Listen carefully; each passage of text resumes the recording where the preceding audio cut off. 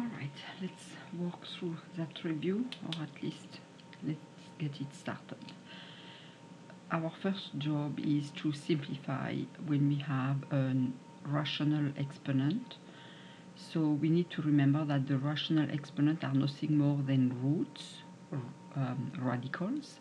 So when I'm looking at 25 to the 1/2 power, really what I'm looking at is just the square root of 25, because the index of a square root is a little 2 that we never really write, right? Because it's the most common root, so we don't write that 2. But that's what it is. It's undoing something that had been squared, and so we know that the principal root of that will be a positive 5. Then here we have a 1/3 as an exponent. That means it's a cube root.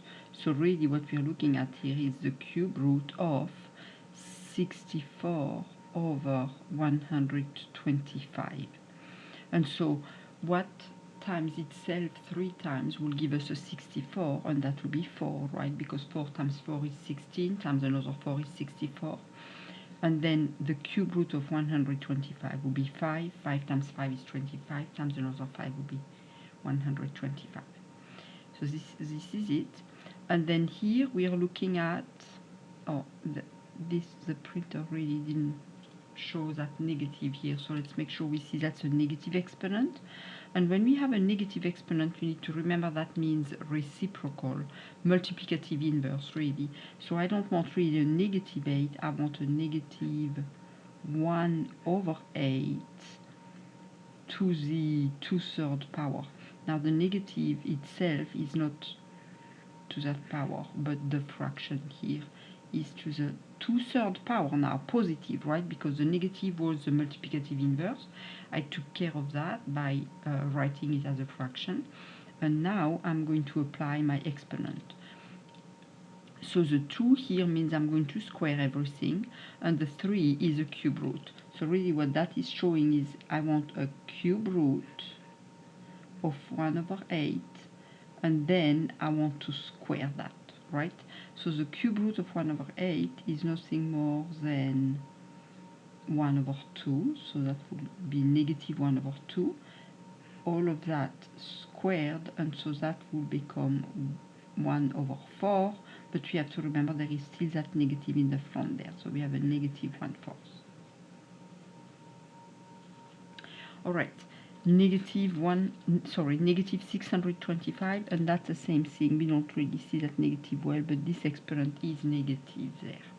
So negative means multiplicative inverse, negative for an exponent, right? And so again, we have a negative in the front here that we're just going to let come along for the right there for now. And this will be 625 in the denominator, which would now make that a positive exponent, because we use the multiplicative inverse. And a 1/4 as an exponent is nothing more than a 4th root, so I have a 4th root of 1/625, and the 4th root of 625 will be 5, and so that would just be negative 1/5. Now here we are going to simplify radicals. So here those are written as radicals as opposed to fractional exponents. But this is a square root of 75x cubed y plus square root of 12xy cubed. Before I can add those, I need to have them as like terms. So let's simplify. What can we multiply to give us a 75? Well, 25 times 3. And remember, this is in a square root, right? So what is the square root of 25? Well, that will be a 5, so that will come out. And then square root of 3, we cannot simplify, so that will stay inside. And for the variable, I'm going to use a different little trick. So hold on for a minute with that. And now let's go to 12 here. So 12 will be the same thing as 4 times 3. And so those are also in the square root, and so the square root of 4 is 2, so this comes out as a 2, and square root of 3 we cannot simplify, so it stays in. So now what do we have? Well, we now have the 5 came out, right? Square root of 25 was 5, so we have a 5. And then the square root of x cubed would be, this is a, remember that has a little index of 2. So how many 2 can you put into 3? 1. So 1x comes out, and then the rest stays in. So we have the 3 here that stays. We have one of the x's that stays, right? Because x squared came out as an x, and then the y has to stay. And then here we said that the square root of 4 was 2, so we have a 2 that comes out. X has to stay in the root, the 3 has to stay, x has to stay, and then y cubed will be y squared times y, and y squared will come out as a y, and then 1 stays in. Now that's almost good, but we have like terms now, right? We have a square root of 3xy and a square root of 3xy. So we have 5x of those and 2y of those. So could we actually combine that? Well, we sure could factor out that square root, so that will give us the square root of 3xy, and then we will be left with 5x plus 2y. And that will be our simplest form. Here I want to put a little attention. We're going to assume something here. We're going to say assume all variables are positive. Because if they're not, we will have to deal with absolute values, right? So we're going to just assume here they're all positive, so we don't have to worry about absolute values.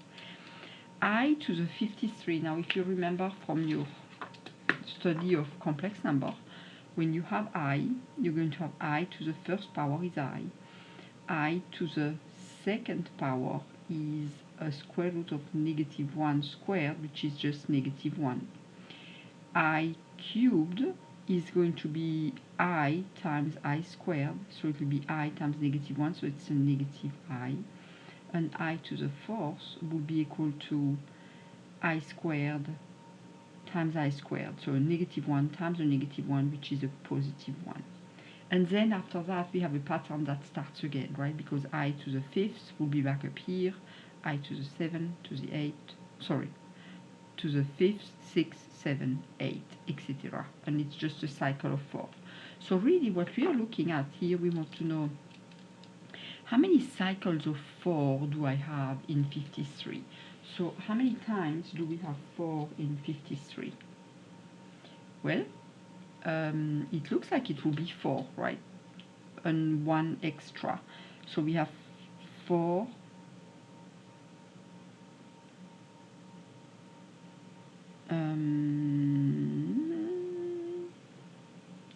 13, right? 13 times 4 would be equal to 52.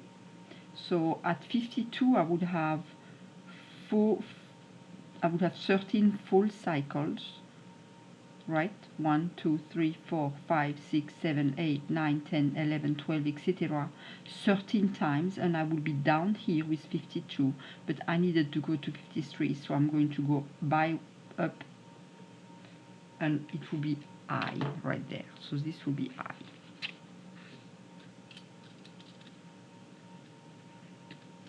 And if there is any of that that does not make sense when I walk through that, you probably should check it out on a YouTube video or go on Khan Academy. You know, there are plenty of videos out there that you can go and watch to help you review those concepts that you're still not comfortable with. Alright, we need to simplify a complex fraction here. Actually, that's a fraction with complex numbers as opposed to a complex fraction. And to do this, we actually have to multiply by the conjugate of the denominator. Now, do recall that the conjugate is the same binomial, but this has an addition between them, so we're going to put a subtraction between them. So it's 6 minus I, and we're going to multiply that top and bottom, so that multiplying by itself will just be multiplying by 1, which that's legal to do. And then we're just going to work that out. So 2 times 6 is 12. 2 times negative I is negative 2I. 3I times 6 will be 18I. 3I times negative I will be negative 3I squared over. And if you don't remember the shortcut for the conjugate, that's okay. Just go ahead and distribute it. So 6 times 6 will be 36. 6 times negative I will be negative 6I. I times 6 will be a positive 6I. And you see that's what I meant when I said shortcut, because we always know when we multiply by conjugates that the middle term will cancel. And we're left with the first squared minus the second squared. So negative I squared. Alright, we have like terms up here, right? And we know that I squared is equal to a negative 1. So we have a negative 3 times a negative 1 becomes a positive 3. And then that positive 3 can be combined with 12. So 12 plus 3 is 15. And then negative 2i plus 18i will be 16i. Over, and then 36, and we have an I square which is a negative 1, so negative 1 becomes a plus 1, and then 36 plus 1 will be 37. And that was our goal, right? We needed to get the I out of the denominator, which we accomplished. Alright, number 8, solve for x. So we have a radical on one side, so to cancel a radical we have to actually square, so we need to square both sides. Attention, attention, this is not the same thing as, so if I have x minus 9 squared, this does not mean that I'm just going to distribute my exponent and say, oh, that's x squared minus or plus 81, right? This is not true. We have to realize that a binomial squared is multiplied by itself. So here, the square root and the square cancel, we are left with just x minus 3. But on that side, we're going to have an x minus 9 times x minus 9. So that will be x squared minus 9x, and another minus x will be 18x. And then negative 9 squared will be plus 81. And our goal is to solve for x, so we're going to keep going, right? So now we're going to set it equal to 0 by subtracting x and adding 3. So 0 equals x squared, subtract an x will be negative 19x, and add 3 will be plus 84.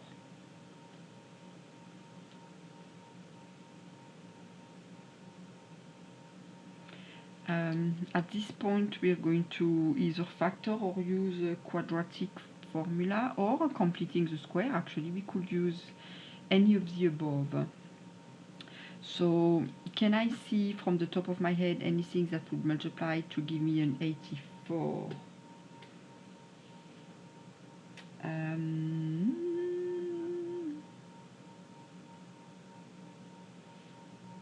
Seems to me like maybe, let's try 16 times 12 would not give me 84.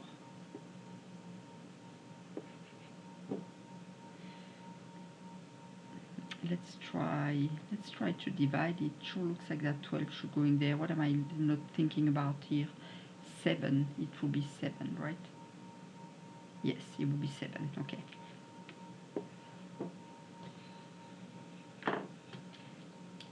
So it looks like 84. I could do 12 times 7. And then I want to add that to give me a negative 19, right? The middle linear coefficient there has to be the two number we come up with added. But I want a negative 19 and a positive 84. So I need to have them both negative, so that when I multiply them both, I'll get a positive 84. And when I add them, I get a negative 19. So those are the two I want. There is no number, no coefficient other than 1 here in front of my quadratic term, so I'm ready to go. X minus 12 and x minus 7. And so that will give me two solutions. X is equal to positive 12 and x is equal to 7.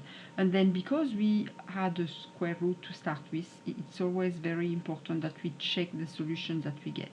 So if I put a 7 here for x, 7 minus 3 would be 4, square root of 4 would be 2. Put a 7 here before we squared, right? So we had 7 minus 9 would be negative 2. 2 and negative 2 are not equal. So this is not a solution. This is what we call extraneous. It's a solution that came up as we did our algebra, but it's really not a good solution. So let's check 12. 12 minus 3 would be 9. Square root of 9 is 3. 12 minus 9 is 3. So those two will be equal. So 12 is our solution. We keep it. Alright, absolute value we need to solve. When we are solving an absolute value, we need to recall that this is a distance away from 0, and 16 can be away from 0 on the positive side or the negative side. So once I drop the absolute value, I have to say that 2x plus 5 could be equal to a positive 16, or 2x plus 5 could be equal to a negative 16, right? Again, that just means that the distance away from 0 will be, what am I doing? Will be 16, or toward negative 16, right? Both of those distances here will be 16 units away from 0. So we have to account for both of them. That's why we set it equal to positive 16 and negative 16 once we drop the absolute value. And now we solve them both, right? So we're going to subtract 5. So we have 2x is equal to 11. And then we divide by 2, so x will be equal to 11 over 2. And same thing, here we're going to subtract 5. That will give us a negative 21. So we have 2x is equal to negative 21. And we divide by 2, x will be equal to negative 21 over 2. And again, just like for the radical here, we had an absolute value, so we need to put our answers back, our solutions, to see if they actually get our 16. So put 11 over 2 here. 2 times 11 over 2, the 2's will just cancel. I'm getting an 11, and 11 plus 5 will be 16, and the absolute value of 16 is 16. Now let's try this one. When you do 2 times negative 21 over 2, the 2's will cancel. You get negative 21. Negative 21 plus 5 is negative 16, and the absolute value of negative 16 is positive 16. So both of those are good solutions, so we keep them both. So we have 11 over 2 and negative 21 over 2. On number 10, we are going to have to solve for h. And you're going to do quite a bit of that when you're going to do related rates in calculus. But we're also solving for different variables when we do application problems, and in science quite a bit. So solving for h just means we need to get h by itself. So the term that does not have an h is going to be subtracted first. So we subtract that from s. So s minus 2 pi r squared is equal to 2 pi r h. And now that the term that has the h in it that we want to isolate is alone on the right side of equal, we can now divide by 2 pi r on both sides,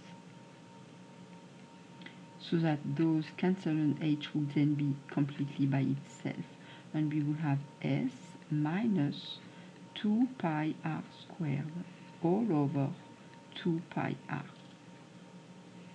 Now we could simplify further maybe, but this is just fine the way it is, so we're not going to worry about doing anything more to that. Factoring, we need to be good at factoring. So this is a difference of perfect cubes, right? Because 27 is 3 times 3 times 3, so it is a perfect cube. And so we need to remember the formula for perfect cube, and that will be equal to the binomial x minus 3 first, and then we're going to take that x, square it, add the product of 3 and x, so plus 3x, and then square that, so plus 9. And that will be this factored. And when you're factoring a difference of perfect cube, or a sum for that matter of perfect cube, the trinomial you get is never factorable again, right? Not in the real number, at least set. So we need to factor that. We have a number in the front, so we need to say, okay, if you do the grouping method, which I think most of you learn doing the grouping method, we're going to do multiply first and last. So 3 times negative 15 will give me a negative 45. Then I want to say, okay, what can I multiply to give me that negative 45, but add up to give me that middle linear coefficient of 4? Well, it sure looks like 9 and 5 will do the trick, right? If I do a positive 9 and a negative 5, I will get negative 45 by multiplying, and I will get positive 4 by adding. So when you do the grouping, remember you have to keep the first and the last. So 3x squared stays, and the negative 15 stays. What's changed is the 4x. The 4x is going to be replaced by 9x minus 5x, which would simplify to the 4x we used to have, right? So we're just going to use those two. And now we have 4 terms, which is what our goal was, because now we can factor again. We can say, okay, what do those two terms have in common? They both have a 3 and an x. And so when you divide that 3x squared by 3x, you're going to be left with x. Divide 9x by 3x, you're going to be left with 3. What do those two have in common? Well, a negative 5. When you divide negative 5x by negative 5, you'll get x left. Negative 15 divided by negative 5 is a positive 3. And remember, your goal is always to have one term in common here again, and that will be x plus 3. They both have an x plus 3. So once you factor the x plus 3 out, what's left over? 3x minus 5. And that's the factored form. Now you could have used the shortcut, right? And I'm going to demonstrate that on the side. So we had a 3x squared plus 4x minus 15. If you know that these factors, you could go straight here and say, whatever I put here and here has to multiply together to give me 3x squared. Well, 3 and x is what you need, right? That's the only way you could get a 3x squared, by multiplying those. Then, whatever you put here and here has to multiply together to give you a negative 15. So what are your options? Well, 3 and 5, or 5 and 3. And we also have 1 and 15, or 15 and 1. So then you have to see which one works. Whenever you do the outers and the inners, they have to add up to a 4. So if you would put your 3 here and your 5 here, so here we're trying, right? 3 times 5 we said was negative 15. We're not going to worry about the sign yet. 3 times 5 will be 15x. And then 3 times 3 will be 3x. When I'm adding or subtracting, I need to get a 4. There is no way I get a 4 out of those, so that's out. So we know it's not going to be those. So my next try would be to put the 5 here and then the 3 here. So when I do the outers, 3x times 3 would be 9x. And then the inners, 5 times x will be 5x. By adding or subtracting, I need to get a 4x, right, the linear. And I can see that this would happen if I make that negative. So the 5 has to be negative, the 3 positive, and that will be your factored form. So that's just a quick trial and error kind of deal here.